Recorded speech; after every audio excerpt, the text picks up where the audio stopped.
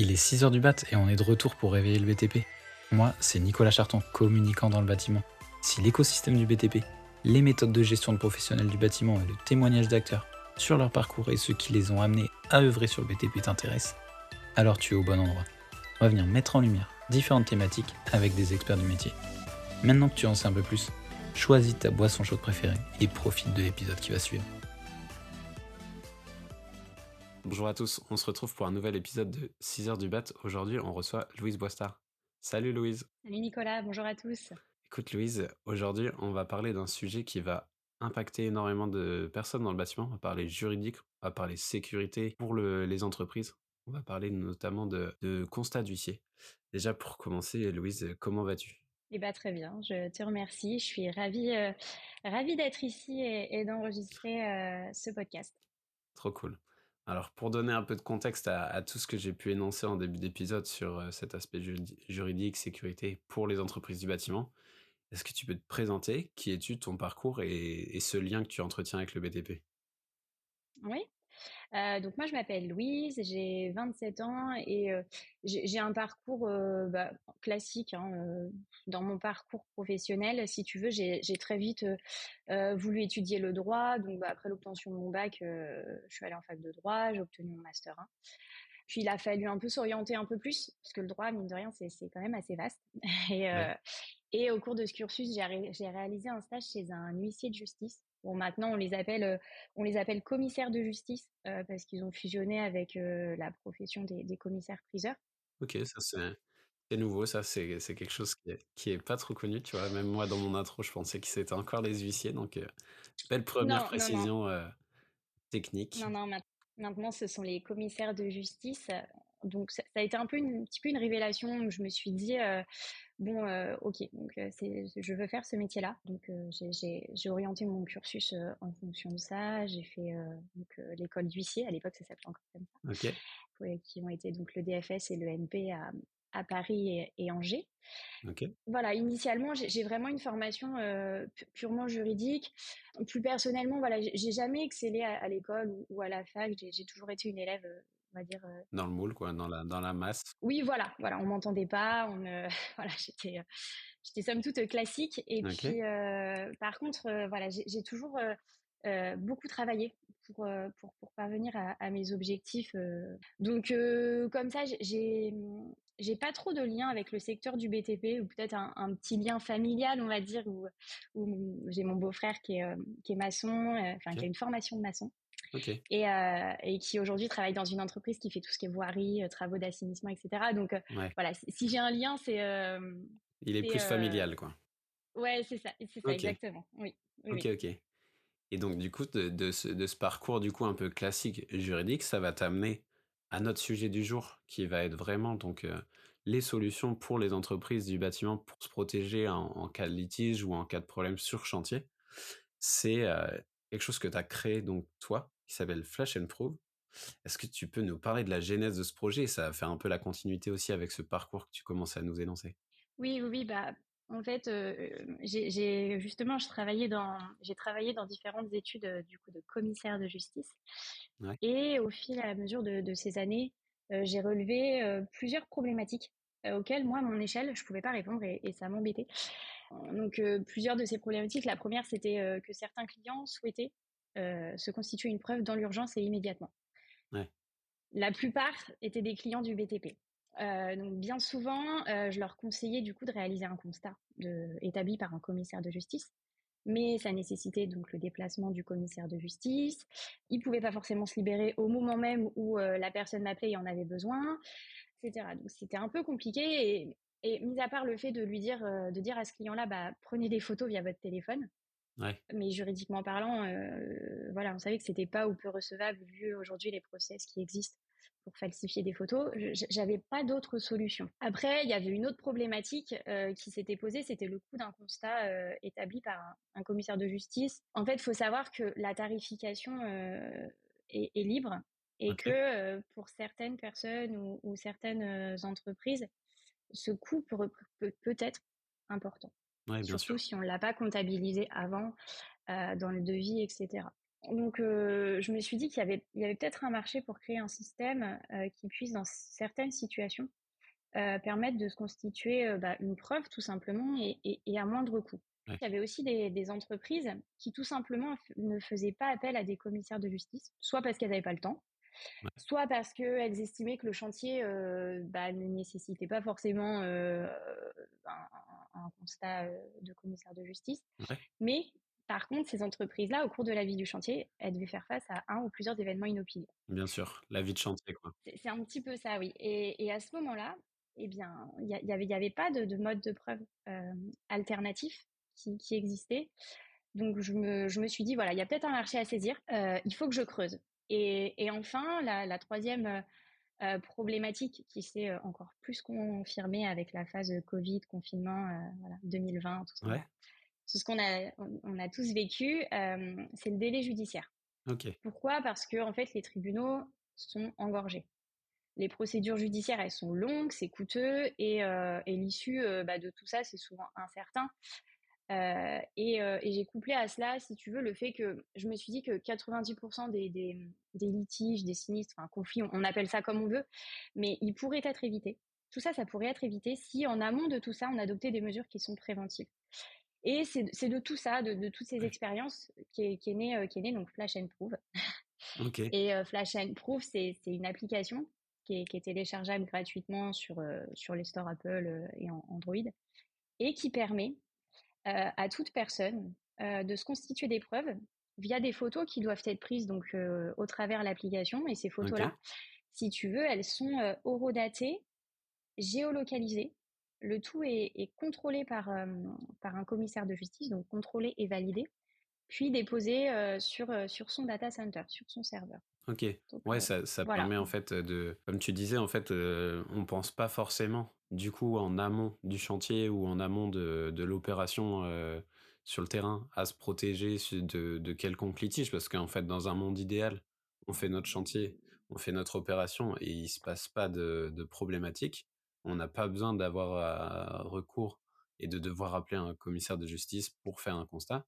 Mais comme tu disais, en fait, appeler un commissaire de justice, c'est aussi, faire face à plusieurs, choses. C'est que, bah, lui, il est pas forcément dans la même urgence que dans laquelle tu es placé toi, quand tu dois faire appel à lui, notamment sur, bah, sur un litige de chantier, s'il faut le régler vite ou s'il faut, amener une preuve rapidement parce que, bah, s'il y a quelque chose à mettre en avant, peut-être que si on tarde un peu trop, ça va empirer ou ça va bouger. Enfin, ce sera pas la preuve à l'instant T. Et surtout, bah, il y a cet aspect financier que tu donnes, c'est que, bah, en fait, comme tu disais, le prix, il est un peu libre et bah, on sait très bien que, quand il y a une notion d'urgence un paramètre d'urgence qui rentre dans la réflexion, naturellement et puis un peu de manière, biaisée, le prix est assez haut, quoi, vu que ça c'était pas quelque chose de prévu. Après, c'est aussi justifié dans la mesure où lui, il faut qu'il s'organise et faut aussi qu'il décale des rendez-vous, etc. Ah oui, bien sûr, oui. Donc c'est pas tellement ça, mais l'objectif vraiment pour moi avec cette application, c'est de faire gagner du temps à tous les professionnels sur Ouais, leur chantier, leur éviter d'avoir des sinistres, des conflits avec voilà leurs propres clients, et donc qui gagnent en sérénité parce que un ouais. professionnel qui sur son chantier est hyper serein, il va être forcément plus rapide et plus efficace. Ouais, puis Donc c'est moins, parasité aussi par d'autres choses. Il va être vraiment, à 100 sur la chose sur laquelle, la tâche, l'action qui devait être menée à l'instant T, quoi. c'est ça. Bah, par exemple, un professionnel qui quitte son chantier un vendredi, son chantier qui est balisé, etc., ou voilà, qui doit être fermé Ouais, et sécurisé, il le ferme, voilà, il prend trois, quatre photos pour prouver que son chantier est bien fermé tel jour à telle heure. Voilà, il peut arriver le lundi matin, il peut s'être passé quoi que ce soit dans le week-end. ouais, Il est serein. Il sait qu'il a ces preuves-là et ouais, il voilà, peut dormir il peut. tranquille. Il sait que derrière, il y a quelque chose qui prouve que, au moment où il a quitté son chantier, bah, voilà, c'était Ouais, comme ça et puis c'est validé, c'est horodaté comme tu disais et puis ça fait foi, c'est quoi, ça. en fait, quand s'il y a un problème. Exactement. OK. Et Exactement. donc, on sent quand même que ta précédente expérience en tant que, du coup, juriste et commissaire, de justice, ça t'a pas mal aidé à consolider cet aspect, l'aspect de ton outil, la Flash and Proof, sur l'aspect réglementaire. tu disais que c'était validé et approuvé par des commissaires de justice. Comment tu arrives à appuyer cette validité réglementaire sur, l'application? Comment ça se s'organise le process de validation? Bah, alors, c'est un process qui est assez, qui est particulier. Faut savoir que je pouvais pas créer une application qui horodate et qui géolocalise des photos sans que je puisse m'entourer de mesures qui puissent garantir en réalité l'intégrité des fichiers qui sont réalisés. Donc, tant pour la partie horodatage que pour la partie enfin, géolocalisation, Ouais, il y a des mesures qui sont prises. Donc, je vais pas aller jusque trahir le secret de développement. Je vais garder une ouais. petite phase Non, c'est sombre, on vas-y, va dire. garde Mais la partie immergée, vas-y. ouais, c'est ça. Et en fait, il y a, si tu veux, il y a un certain nombre d'éléments qui vont quand même garantir que ces fichiers n'ont pas été altérés. OK, On va garantir cela tant sur la partie horodatage que sur la partie géolocalisation. Et toute personne va pouvoir contrôler via un QR code, justement, que les données qui sont associées à ce fichier n'ont pas été falsifiées. Donc ça, c'est la première partie du process. Et il y a une deuxième partie du process qui est le contrôle qui est opéré par le commissaire de justice et le dépôt sur son data center. Donc, faut savoir que là, à l'heure où on se parle, je suis en train de développer la deuxième version de l'application. Et OK. donc, sur la deuxième version qui sortira et qui sera sûrement sortie lorsque Mmh. le podcast sortira, en fait, il y a une politique de blockchain qui a été intégrée OK. pour, euh, pour garantir justement que les données qui sont générées par l'application, une fois qu'elles sont faites, sont bien celles qui sont réceptionnées par le commissaire de justice pour validation. Donc il y a une OK. sécurité supplémentaire qui est faite. Et il y a un point important enfin, je pense qu'il est important de préciser ce point-là aussi, c'est que si tu veux, le commissaire de justice, il se contente pas de recevoir des fichiers qui lui sont transmis. C'est pas un dépôt Ouais, qui est opéré de manière automatique. OK. Lui, il a un véritable rôle de contrôle. Il va vraiment contrôler chaque PV qu'il reçoit. OK. Ça veut dire et qu'il peut parfaitement refuser un PV s'il estime qu'il est contraire aux lois ou aux règlements. Et à ce moment-là, l'utilisateur va recevoir une notification sur son appli qui va l'informer du refus et qui va préciser le motif du refus. À ce moment-là, il pourra revenir sur son PV, par exemple, et il pourra voilà, supprimer là où les photos litigieuses, etc. Pour te donner un exemple un peu plus concret, alors c'est rare, mais ça arrive. Mais par exemple, sur un chantier, il se peut que malencontreusement, on prenne des photos d'un visage. Ouais, Bah, ça c'est pas possible parce qu'on peut se voir opposer le non-respect du droit à l'image. ouais. Donc typiquement, là, il y aura un refus. OK. Ouais, donc il y a vraiment quelqu'un, c'est pas seulement l'application, il y a quelqu'un derrière qui valide tout constat qui est fait via l'outil. C'est ça. Alors c'est pas un constat, on n'appelle pas ça constat parce que OK. constat, c'est vraiment voilà pour les commissaires de justice. Nous, on appelle ça des PV, des OK. procès-verbaux d'horodatage ou des rapports. Enfin voilà, on appelle Ouais. ça. Tu peux appeler ça comme un peu comme tu le souhaites. Chez nous, ça s'appelle comme ça. Mais voilà. OK. Ouais, donc tous ces PV du coup qui sont générés via l'application sur le téléphone de ton utilisateur ou autre, c'est validé du coup par quelqu'un en second plan donc c'est pas non plus une application où tu prends un peu tout et tout ce que tu veux en photo pour faire valider. Il y a quand même une notion aussi à respecter, c'est seulement pour des cas aussi, qui s'appliquent, qui peuvent être, validés par un commissaire, c'est ça? Bah oui, c'est ça. Et puis c'était hyper important en fait d'établir, enfin, qu'il y ait ce contrôle qui soit établi, tant pour l'application que pour le commissaire de justice, puisque bah, le commissaire de justice, il a quand même des fichiers qui sont déposés sur son serveur. Ouais. Donc tout ne peut pas être déposé. Mmh Et mh. puis l'utilisateur, ça le sécurise encore plus, parce qu'il se dit que voilà, ces fichiers qui déposent, les PV qui sont faits, sont On valide, ouais. juridiquement. Mmh mh. Mm. Ouais, ça donne une double approbation aussi à cette démarche d'aller se sécuriser en amont ou même, lorsqu'il se passe quelque chose, c'est de se dire: «Bah, en fait, je le fais, de manière instinctive parce que, je me dis que je prends les devants là-dessus». Mais c'est aussi, gagner du temps sur la partie, validation si j'avais dû, faire appel à quelqu'un d'autre à un autre commissaire, de justice pour faire valider cette pièce, par exemple. Ouais, après, la notion, elle est un peu différente dans la mesure où le commissaire de justice, il se déplace pas. Ouais. Donc c'est pas un constat de commissaire de justice parce qu'il ne se déplace pas. Donc OK, il ne peut pas dire les choses qu'il voit de lui-même. d'accord. En revanche, il peut opérer un contrôle des fichiers qu'il reçoit. OK, Voilà. ouais. D'accord, ouais, c'est Si important tu de veux, préciser la nuance quand même.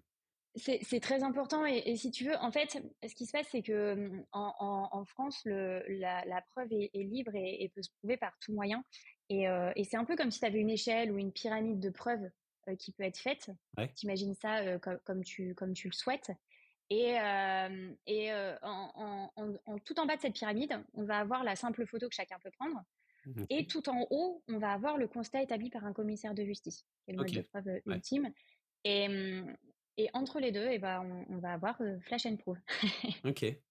OK, donc là, tu essayes de remonter du coup un peu ces étages de la pyramide et de faire le lien entre, faire un peu la jonction entre, une simple preuve, photo que tout le monde pourrait prendre et un constat du coup de commissaire de justice, qui nécessite du coup déplacement, et autres. C'est ça. OK, et si on rentre un peu plus, si on met un peu plus les pieds dans le chantier, est-ce que tu as un retour d'expérience d'un acteur de la construction avec qui tu travailles, qui t'a marqué et des choses, d'utilisateurs, des retours d'utilisateurs Flash and Proof qui t'ont marqué sur le process là, des choses qui ont pu être, vraiment évitées en amont? Bah, des exemples, on en a régulièrement. Ouais, Après, là, j'en ai un qui me vient en tête. C'était une entreprise du nord de la France qui une fois m'avait envoyé un mail pour me remercier. Donc déjà, j'avais trouvé ça super chouette. ouais, Euh, Parce que c'est pas le process qu'on utilise, enfin, qui est utilisé ouais, bien sûr. Puis habituellement. ça vient aussi valider un peu le travail, donc c'est toujours cool, Mais de recevoir ça, ouais. c'est super gratifiant et enfin moi ça m'a fait super plaisir et en fait elle m'avait expliqué que grâce à Flash and Proof elle avait évité un conflit qui reposait sur l'achat et la pose d'un nouveau portail. En fait cette entreprise là elle avait été chargée de refaire l'enrobé d'une cour chez un particulier, OK, donc jusque là enfin classique. classique. Elle avait utilisé l'application avant le démarrage des travaux pour justement photographier tout ce qui était à bord de chantier. Lorsque les travaux ont été terminés, leur client leur a fait remarquer qu'il y avait un impact sur son portail. Et du coup, il avait exigé le changement du portail et la pose. Le changement et la pose. Donc l'entreprise était un peu embêtée et ce qu'elle a fait, c'est qu'elle a rapidement envoyé le PV qu'elle avait réalisé par mail au client en lui prouvant que bah voilà, il y avait une Ouais. photo du portail qui avait été prise et que l'impact apparaissait bien tel jour à telle heure avant le démarrage des travaux. Donc, bah, le client, force est de constater que face à ça, il en a convenu. Le problème était résolu. L'entreprise a pu faire une levée de réserve, voilà, en toute sécurité, en toute Ouais. sérénité, et l'histoire s'est arrêtée là. Donc ça c'est le premier exemple que j'ai en tête. Après, j'en ai un deuxième qui est un petit peu plus récent et qui concernait un charpentier couvreur OK. qui avait été appelé en urgence pour une fuite au niveau de la toiture d'un immeuble suite à Des grosses intempéries? ouais, c'est ça, comme on en a de plus en plus hein, Ouais. en ce moment. Et bah, personne, si tu veux, ne pouvait monter sur le toit pour répertorier l'étendue des dégâts. Donc, ce qu'a fait l'utilisateur, c'est qu'il a utilisé Flash and Proof avant les travaux OK. et après les travaux pour justement prouver à son client bah, déjà les dégâts qui avaient été causés par la tempête et Ouais. prouver qu'il avait bien effectué les réparations. Le client, en réalité, c'était un syndic d'une copropriété OK. qui a pu réceptionner le PV, les PV du coup, parce qu'il en avait fait deux. Ouais.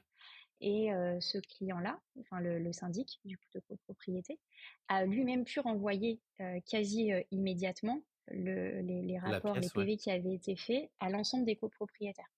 Donc ça fait un peu un effet cascade où toutes les personnes concernées ont été soulagées, satisfaites et le tout hyper rapidement, quoi. Ouais, donc ça peut avoir des impacts à plusieurs niveaux aussi, ça peut avoir un impact au niveau de la personne qui fait donc, le relevé des pièces, mais ça a aussi un impact sur, bah, le client final, ça peut avoir un impact sur aussi les personnes qui sont tributaires du chantier ou autre. Parce que sur un chantier, bah, il y a plusieurs acteurs qui collaborent. Il y a pas seulement l'utilisateur ou l'artisan ou la personne qui était, client Flash and Proof. Il y a aussi énormément d'acteurs qui vont collaborer sur la même, plateforme, sur le même outil et sur le même, outil de travail surtout, qui est le chantier et ça peut permettre aussi à d'autres d'autres personnes qui étaient, sur le même endroit, d'être aussi soulagées, d'être aussi, impactées à un deuxième niveau sans le savoir, en fait, grâce à quelqu'un qui avait utilisé, du coup ce mode de relevé là de pièces, justificatives. Bah, c'est exactement ça. Et puis, surtout là, dans le cas que je viens de te citer, bah, souvent, lorsqu'il y a des travaux qui sont réalisés sur une toiture, sur des travaux de couverture, etc., en fait, on ne sait pas ce qui est fait. On ne sait pas ce qui est fait, donc il y a et pouvoir mettre des photos et un PV, pouvoir envoyer un PV euh, pour justement se sécuriser d'abord, Ouais, mais aussi être garant et se dire bah voilà, moi je travaille de telle manière, je vais vous envoyer telle et telle preuve. Finalement, le client n'en sera que content, que satisfait. Et là, il y a eu un gain de temps qui a été fait par tous ces acteurs-là grâce à l'application. Et je suis contente de pouvoir, à mon échelle, bien sûr, mais venir en aide un petit peu à ces personnes-là et être, enfin voilà, que l'application soit un peu une facilitatrice de communication ouais, bien sûr. à sa manière, hein, bien sûr. Hein, je suis pas non plus, Non, non, bien sûr, mais, mais c'est des points importants que tu relèves. C'est clair que des fois, il est difficile aussi, pour quelqu'un qui n'est pas forcément initié ou autre, d'avoir un peu l'étendue de ce qui a été fait et d'avoir, cet apport en plus de preuves, si on peut appeler ça preuve, mais de choses qui viennent alimenter aussi l'action qui a été menée. C'est bien de pouvoir l'appuyer et de donner un peu plus de transparence aussi en termes de communication. Tu parlais de clients différents. C'est quoi les acteurs du BTP, les acteurs de la construction avec qui tu as pu, collaborer et qui utilisent l'outil, par exemple? c'est hyper varié. OK, J'ai aussi bien des boîtes de grosses œuvres que des entreprises de maçonnerie, que de la ouais, menuiserie, que des charpentiers couvreurs. ouais, J'ai aussi des architectes qui OK, l'utilisent, des maîtres d'œuvre. ouais, Les maîtres d'œuvre l'utilisent souvent, ou les architectes, pour les affichages de permis de construire, OK, mais aussi pour prouver qu'ils sont bien passés sur les chantiers. ouais, Et que lorsqu'il est passé ou lorsqu'ils ont fait leur réunion de chantier, telle et telle personne était présente, puisque en fait, sur l'application, tu renseignes tes noms, prénoms, ta qualité, et tu ouais, signes, et tu peux faire signer autant de personnes que tu le souhaites, ou autant de personnes qui sont présentes sur le chantier. ouais, OK. Donc, euh, donc Ouais, c'est donc chouette. Ça, j'ai c'est des vraiment tu peux vraiment, atteindre enfin il y a vraiment l'ensemble des acteurs du BTP qui ont pris un peu le pli d'utiliser, cet outil qui soit à la fois, artisan, maître d'œuvre, architecte, gros œuvres, syndic de copro aussi comme tu dis. En fait, il y a Mm. ça peut s'appliquer à énormément de cas et puis c'est surtout que ça vient soulager énormément d'activités du bâtiment qui va être soumis à pas mal de variations parce que, ben, on disait, en début d'épisode, c'est qu'un chantier, en fait, en général, c'est pas linéaire, il peut toujours arriver quelque chose. On sait comment ça doit être livré le chantier, mais le process entre le début du chantier et la fin de chantier, ben, il est soumis à pas mal de variations donc c'est top de pouvoir aussi, contrebalancer avec, cette partie d'incertitude en utilisant, quelque chose, de sécurisant, c'est sûr. Et là, tu disais que tu étais en phase de déploiement, en phase de sécurisation de cette, V2. C'est quoi les enjeux du coup pour toi?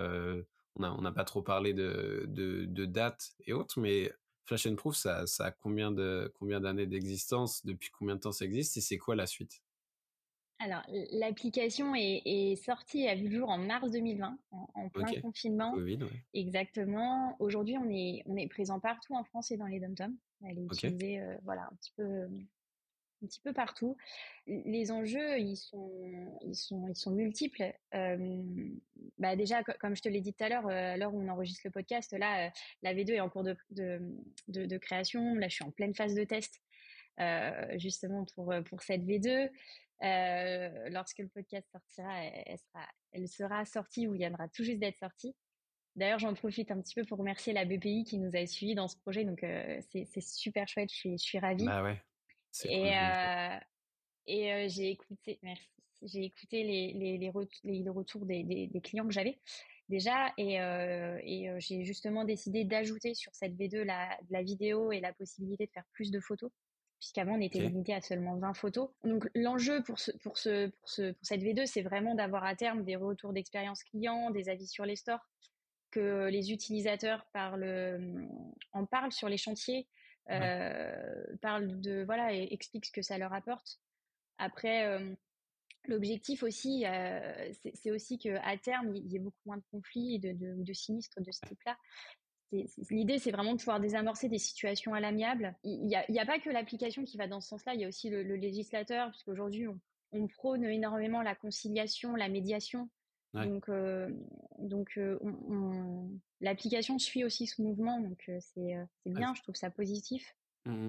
Comme je te l'ai dit, l'application est sortie en mars 2020. Alors, je veux pas du tout paraître trop sûre de moi ou hautaine ou autre, mais globalement, honnêtement, on a vraiment des bons retours sur l'application. Les utilisateurs qui l'utilisent la réutilisent, donc sont des clients fidèles et si certains m'écoutent, vraiment, je les remercie de leur fidélité. Mais l'enjeu majeur, surtout, aujourd'hui, c'est de se faire connaître. Ouais, bien Vraiment, sûr. que tous les acteurs du BTP connaissent ce nouveau process, ce nouveau mode de preuve, parce que un jour, ils peuvent être amenés à l'utiliser ou ils peuvent être amenés à avoir des aléas ou autres et de se dire, bon, ok, je sais que j'ai cette solution. Ouais, C'est surtout ça. Ouais, je vois bien ce que tu veux dire et puis en plus ça fait un peu écho à ce que tu viens d'énoncer, c'est que en fait il faut pas attendre qu'il y ait un conflit ou qu'il y ait vraiment quelque chose de litigieux pour se protéger sur ces aspects-là et pour utiliser un outil comme celui que tu as créé. Le conflit n'est pas une fin en soi, en fait, on peut régler ça bien en amont et c'est un peu ça que tu essayes d'alimenter aussi via ton outil et via via ce leitmotiv aussi que tu as de pouvoir régler les choses en amont.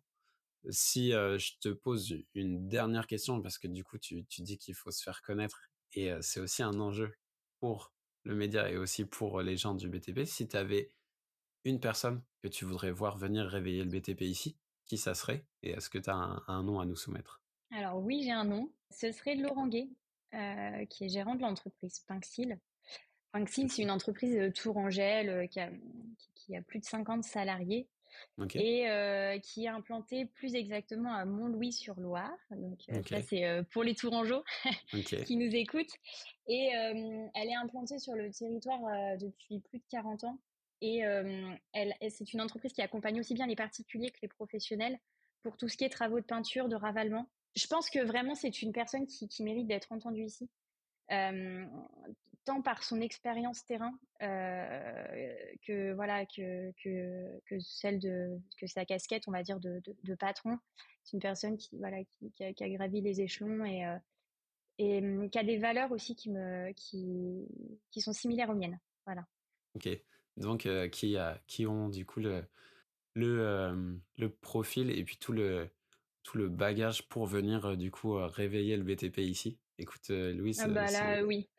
c'est très cool de nous avoir fait cette recommandation. On n'hésitera pas à le contacter, du coup, à la sortie de l'épisode et en tout cas, moi, je mettrai bien évidemment donc les différents liens pour, donc tester cet outil, pour te faire du retour aussi pour ceux qui veulent te faire un retour directement avec, tes différents contacts et puis, il me reste, une dernière chose, c'est de te remercier d'être venu réveiller le BTP ce matin avec moi.